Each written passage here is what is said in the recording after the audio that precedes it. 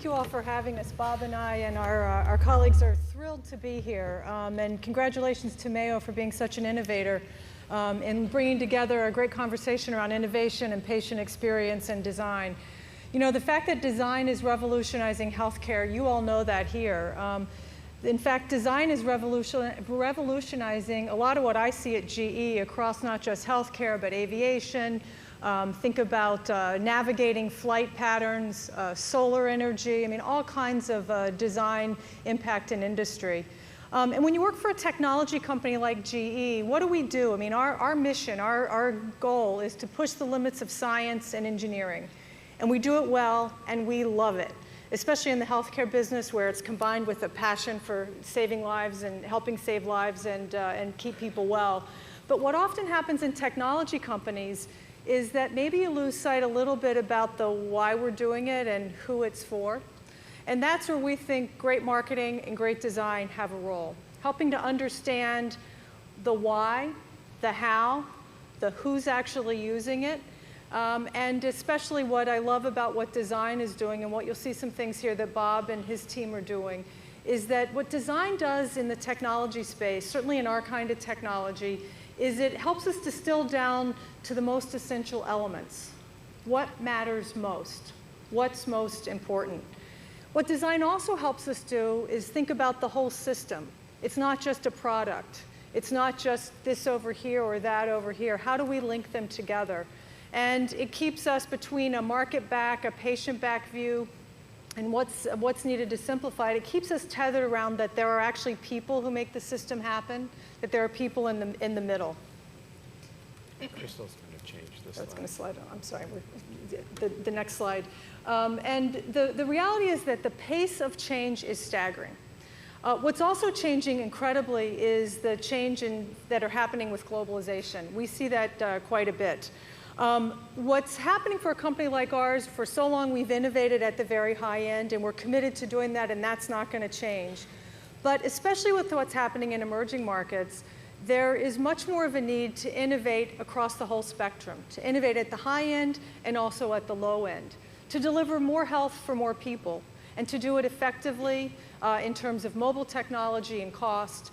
And what you used to think is that low-end technology meant that the quality of technology had to suffer, and that's not the case at all. In fact, the challenge now is how do you deliver the best technology possible, but targeted in a very specific need, just the right person, just the right situation. In fact, you may not be surprised to hear when some people talk about the next Thomas Edison is going to, especially when you talk about the next Thomas Edison for healthcare, is going to come from places like India or Africa. One thing I thought I'd leave you with to set up this discussion is the impact that innovation is having globally that we see. We do what we call the GE Innovation Barometer. We do it every year. We talk to dozens of executives around the world to say, what are you seeing in innovation? And what's interesting is no matter where they are in the world, from Korea to Saudi Arabia to Brazil to the US, they see three key things driving innovation forward. One is a need to collaborate, that no one company, no one government, no one institution has the answer. Collaborate big and small, academic, public, private. The need for the creative individual. Business executives around the globe are saying we need creative people in our companies. We need that desperately. And finally, they're saying innovation is not worth much if it doesn't have a purpose. It can't just be about profit. It has to be purpose-driven. So with that, I'm going to tee it over to Bob to give you a sense of somehow he's taking design and putting it to work at GE. Thanks, Beth. And you should all know that Beth is our favorite design junkie. I am a design junkie. Total design junkie. And she brings it. She just doesn't talk about it. She shows up. She's on the board of the Cooper Hewitt National Design Museum. She sponsors events at the Design Management Institute. It's real, and we love it. Thank you. Little commercial. Thank you. So somewhere along the way, it seems like somebody overlooked the notion that a medical procedure, and certainly an encounter with a medical device, is among the most emotional things we can go through as human beings. Yet somehow, these devices are devoid of emotion. They just kind of stare at you. They have no look on their face. And when you encounter an MR or a CT or an ultrasound or heaven forbid, a mammography device, it doesn't tell you you're going to be okay. It doesn't make you feel good about what might happen. It basically makes you wonder, am I going to die now? Am I going to be okay? What's going to happen? And we wonder in GE Healthcare's global design team, like, why is that? You know, aren't we in charge of how that happens? Isn't it the folks in design and our brothers and sisters in engineering and in the business? Can't we guide the direction that the face of these devices and the environments they're in take? So as we started to think about how do we reframe and reshape what design delivers, what it brings to GE Healthcare, to GE, we started to think about, gee whiz, let's start with people and their unmet needs. How about the human story? And how do we connect the functional features of all this amazing technology companies like GE and others in this room make with the emotional benefits that we're trying to deliver to human beings?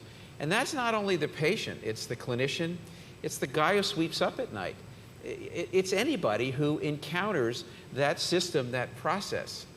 And we created a design language, a philosophy of ourselves, which we follow, called the magic of science and empathy. And it's meant to do just that. And it's not about homogenizing the way we design. It's not about the colors and covers. It's not about, the radii will always be this way and the GE meatball will be in a certain place. It's very different than that. It's really creating a vocabulary that allows us not only to talk to each other and within our team, but also to talk to our colleagues in the business and our customers in a similar way. We can review design this way. We think about words like, how is this product authentic? How does it marry science and mathematics and nature together? And in following this, we also created a Zen garden of forms. We haven't created a prescripted approach to this. And so we offer inspiration to our designers, and we explain what we did and how we did it to our colleagues by using this Zen garden. And what I'd like to also share with you is to get cross-functional teams to a place where we're all sharing, where we're all generating ideas. We don't own innovation, we don't own creativity.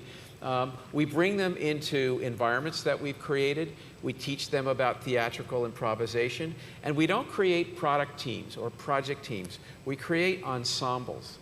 And the idea is everybody plays a character role. You come with your strengths. If you take a spreadsheet away from a finance guy, that's sometimes hard to do, you fundamentally find out there are wonderful convergers of ideas when we go out into the ether. Some of the greatest breakthroughs we've seen in our workshops are from human resources people, because fundamentally, when you sort of take the performance reviews and all those systems out of their way, what they do is see human behavior in its purest form. So I guess I'll show you a few examples. The one you see here is called vScan. And the idea behind this is a great technology that miniaturizes ultrasound. But the way we thought about it is this is adaptable. This is a small device that adapts to its environment. And it also does something else that's interesting for us. It presents itself in a more familiar form. It feels more like a consumer experience. Why do we have to leave our ordinary lives when we enter the healthcare system? Why can't we bring that with it? Docs tell me this all the time. You know, I go home and I'm playing with iPhoto and I have my nav screen in my Lexus and I come to work and, you know, you're giving me Windows 95 and a big machine. Why is it that you can't create something that's more familiar? And the notion behind vScan, besides the technology and its miniaturization, was to put it into that familiar form. And another example is this MR device, which is 4 extremities. So yes, here it is sitting in this unlikely patio. But why, in fact, can't we create an experience for patients that doesn't feel this way? That, yes, we sort of changed the scale of what an MR is, and it's purpose-built for a particular extremities, but why wouldn't you have an afternoon out on the patio as opposed to being in a room alone with a machine that may or may not decide it wants to eat you? So another example, and actually this is one of my favorite recent ones. So the image, at least on the left as I see it here, that's like the Roman army. It's like one of those big wooden trebuchets that the Romans marched out ahead of themselves and started hurling stones and logs and cannonballs at you. It rolls into your room. You have no idea what it's going to do to you. So while we thought for the new incarnation of this very, very deeply about every task and moment of use and where everything goes and how do you roll it around, it weighs like 900 pounds, we also wanted it to tell a little story when it rolled into a patient room. So we started to think about metaphors, and you can see there's an X-ray of a frog there. So instead of when it rolls into your room, you immediately get terrified, maybe you get a little smile on your face because the device tells you a story. And the next one, the next example. A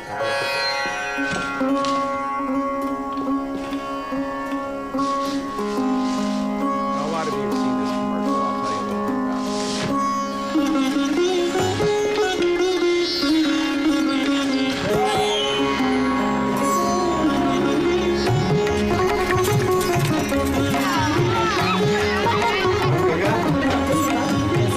Advanced electrocardiogram technology from GE. Small enough to fit in a backpack. Very good. Powerful enough to bring modern healthcare to places like rural India.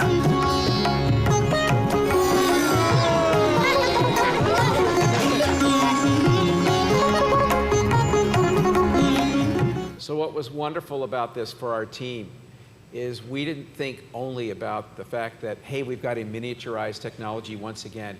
We thought about emotional burdens. We thought about the fact that that Indian doctor in a rural setting has the emotional burden that he wants to bring cardiac care to patients he can't reach.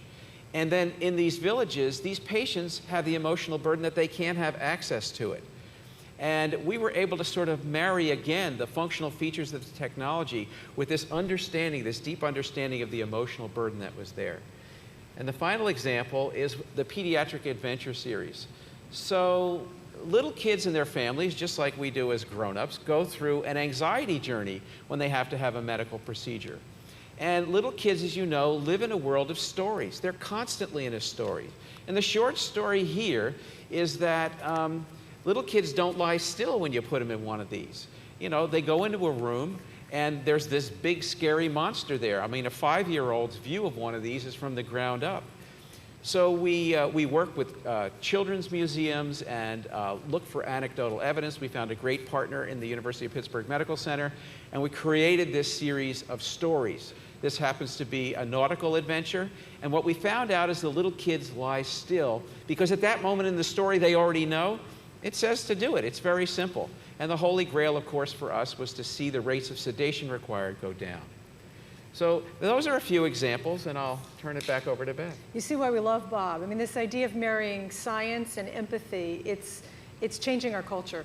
The other thing we've been trying to focus on to change our culture is how do we take our scale and how do we apply it more broadly to healthcare?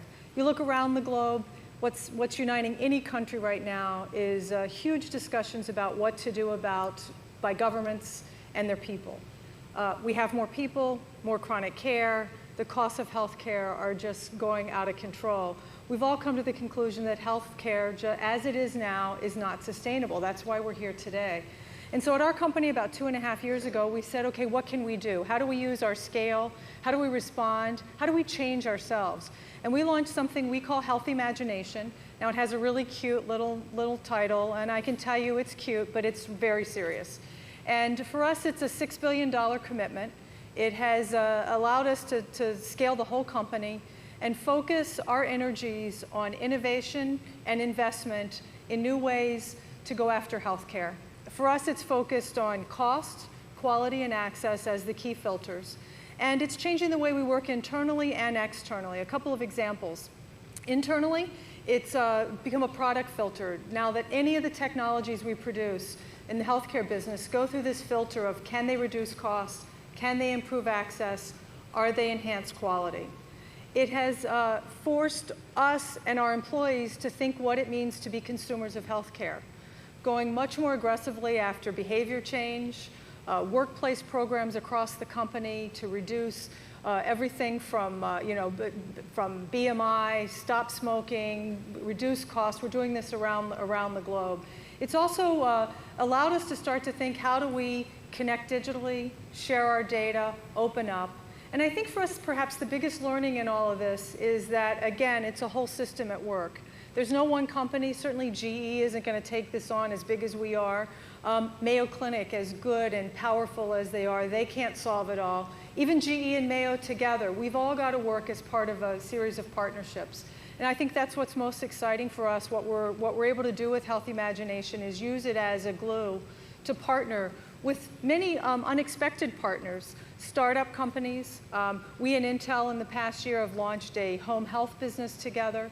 We're working much more closely with governments. I've been very involved personally in an effort we're leading with the Minister of Health in Saudi Arabia to go after really tough rates of breast cancer incidence and cardiac care through mobile applications, more education, new kinds of technology. And it's even led us together to look at issues like Alzheimer's together with the Mayo Clinic. It's all about taking scale and taking design at scale and understanding how do we go after some of these big problems. So yesterday here, we had the privilege to run a workshop. Many of you probably saw an odd-looking structure in the dining hall. It's called a kiva. We ran something in it we call a brain bowl. And our friends actually at Maya Design in Pittsburgh first introduced us to this structure. And it's found in native cultures. It's interesting because it's round shaped, doesn't give anybody any place to hide. As you kind of record along its circular walls what's going on, you use your spatial memory and you can almost instantly go back to an idea that you had. We introduced a lot of the tools and the techniques that we use in our team and with cross-functional teams around the world. We did mind mapping and brainwriting and various other things some of you may be familiar with.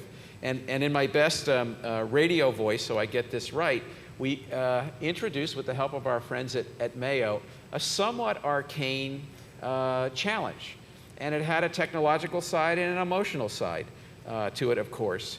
And the challenge was how technology advancements in early cancer detection can define the emotional benefits of a personalized treatment plan. So the notion here was that we could take a subject as broad as that. It's not about a shiny object or a machine, and really go to town. We expected 12, 15 people to come. 20 is kind of pushing it, and we had a flash mob of 48. And there's a little bit of a video which we can roll now. I came to this workshop because the theme, the title interested me a lot. It was a little different than what I expected. It wasn't like theme heavy, it was more about the process, and that difference didn't upset me. It was really interesting to work with different people coming from different places. Well, I think among anything, what is really fascinating is how large organizations are able to take really hairy problems like healthcare and kind of institutionalize a system for solving them. I'm always excited about the brainstorming and the energy, the synergy of the group. Anybody can come in and work on a whiteboard, use Post-its and find ways to collaborate, but really taking that and embracing that in a way that can be replicated many times over and over to produce something that's valuable. I thought that would be fascinating to learn. So we had some outcomes, and what was really remarkable is in one 18-minute block, there were 864 ideas generated in 6 different opportunity areas that were mapped on the wall there. So the power of group genius was really quite stunning here. And on the technology side, what came out, and these can be pursued today, is the idea of creating a treatment plan using digital medical records and based in part on molecular diagnostics and genetics evaluation. And on the emotional side that connects to it is this idea of touch being so important, and the notion of the importance of cultural beliefs and how they connect to individualized care, but more importantly, to make this work, it has to be personal care. So it was a great experience for everybody. We gave them back the tools they had when they were 10 years old. We taught them a little improv. They were off to the races. So what I love that you guys are doing, Bob, is you're helping us think about how design can take us to more places and how an incredible process. What we wanted to share with all of you today is what Bob and his team have done that is sort of opening our mind, is starting to think about concept cars for healthcare technology. And so later this week, we're going to be announcing some new efforts we're doing in the space of cancer, specifically in breast cancer. And Bob and his team have put together this concept car. I can't show you the whole thing today as much as I would like to, but we have a little bit of a video or a graphic here to do a teaser, to do a little bit of a sneak preview of something that's going to be coming later in the week that we think is going to revolutionize certainly breast cancer screening and treatment and be able to take it to many more places and have access by many more people. So stay tuned. But this idea of creating a concept of something that we're working toward that may not be exactly what it is, but let's all rally around the vision. I'm very excited to be part of that with Bob. And then finally, just to wrap up, I think some thoughts to leave you with, certainly at our company, but I think in terms of healthcare and some of the industries that we're in, is design is finding ways to solve everyday problems. It's allowing us to embrace creativity and to do it at scale. It's changing mindsets. It's allowing people to say, hey, there's tough problems, and maybe design has a different perspective. And I just have to share this example. First of all, when you see this baby, you just want this baby. I love this picture. And this baby is wrapped in something called an Embrace baby warmer. And I think this story tells you certainly where we're going as a company, but where I think the partnerships and opportunities of design and innovation take us in healthcare. In India, we have a team that's been focused on taking very high-end technology in the neonatal unit to apply itself to Tier 3 hospitals in India with less dependable power, lower costs, some big issues. They came up with what's called the Lullaby baby warmer. It's about 1/10 of the cost that you'd find in a very advanced hospital with fewer features. And incidentally, the biggest market for it outside of India right now is Finland, just to give you a sense that these issues are global. But what I love that the design, the marketing, and the tech team did is they said, working with the hospital and the patient being the babies, it's not enough just to keep the baby warm in the hospital. Okay, we've got uninterrupted power, we've solved that, it's less costly. But what happens when the baby goes home? How's it gonna stay warm? So it allowed us to partner with Embrace, a small startup out of San Francisco. We've invested in the company, and together we've come up with a very low-tech solution that is basically a $25 baby warmer so that parents can wrap their baby safely and securely on their way home from the hospital to continue that system of design and innovation. It works, and it's exciting to see. Look, we're convinced that design creates value, and when you start to think about design and connecting it with all the incredible clinical evidence and clinical expertise represented at this institution and others, we know it's going to be better for patients, it's going to be better for technologists, it's going to be better for physicians. We're excited to be part of this new age of healthcare, and we look forward to going on the journey with all of you. So thanks for the opportunity to be here. Thank you.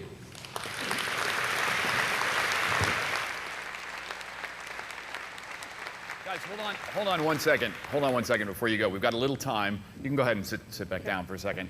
Because really the examples that you gave are so exciting, and to just explore a little bit some of the institutional culture that you alluded to. First of all, a lot of people don't know you as we both do, come from NBC side of General Electric, which, as fun as it is to work in television, I can see the excitement on your face of being a part of the other side, the sort of Thomas Edison side of GE. How exciting is that for you personally to enter that realm now as someone who's less involved in the NBC side because you don't have the same relationship anymore, but in this much more sort of mission-driven healthcare side? Well, you know, as we both were fortunate enough to work together at NBC, it does connect you much more closely. An NBC media focus connects you with the consumer, the user. Every day, do I have a viewer? Am I delivering what they want?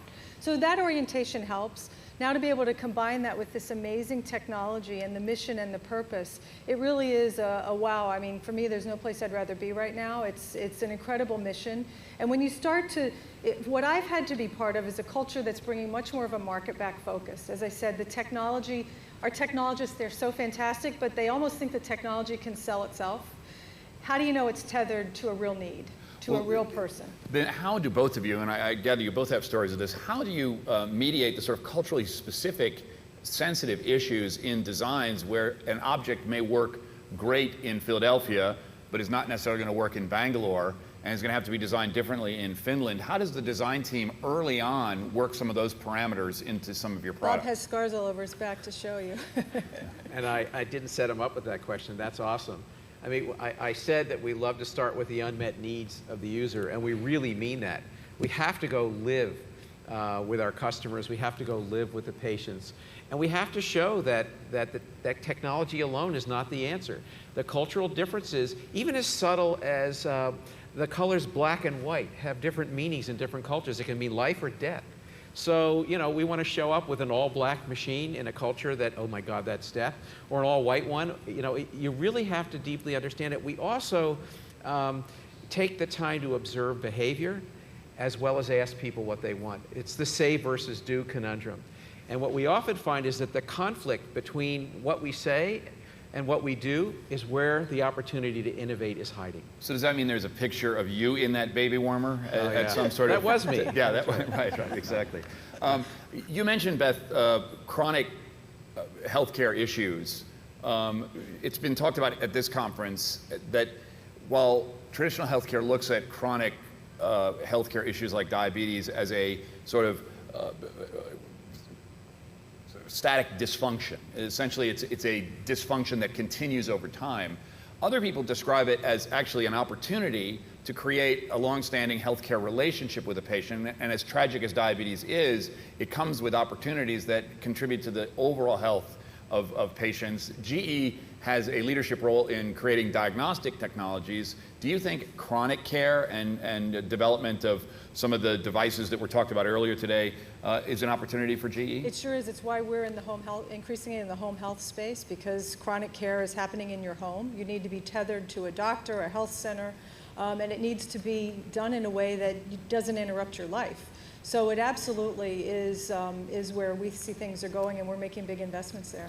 You know, John, in this country alone, there are 65 million people who are the caregivers of chronically ill patients, most of them in home, and many of them remote. You know, my mother lives in Philadelphia. I live in Wisconsin.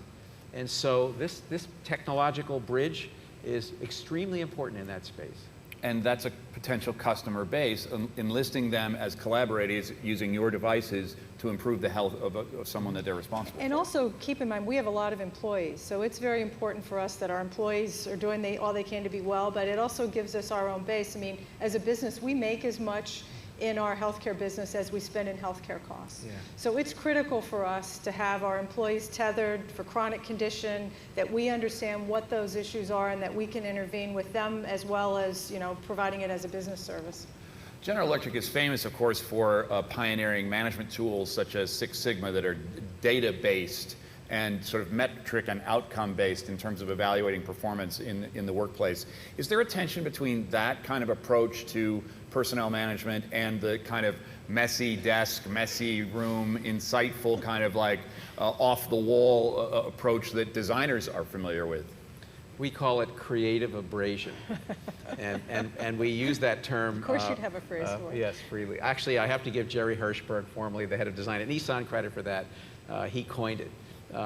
But you know, my team and I work with 8,000 engineers in GE Healthcare. There's 53 of us around the world.